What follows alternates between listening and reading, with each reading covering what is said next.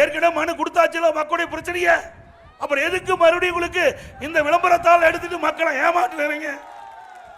எவ்வளவு மோசடி என்பதை நீங்க மக்கள் உணர வேண்டும். ஆகவே திமுக என்றாலே மோசடி, மோசடி என்றால் திமுக. அப்படிப்பட்ட கட்சி மீண்டும் ஆட்சிக்கு வரணுமா?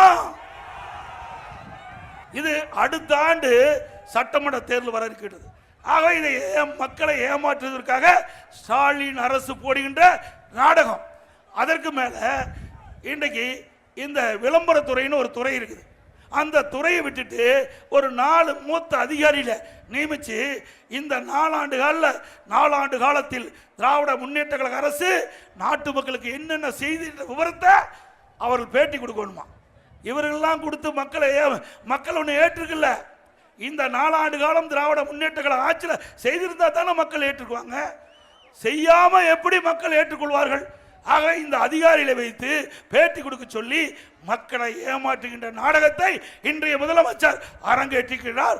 மக்கள் விழிப்போடு இருங்கள் என்பதை நேரத்தில் தெரிவிக்க விரும்புகின்றேன்.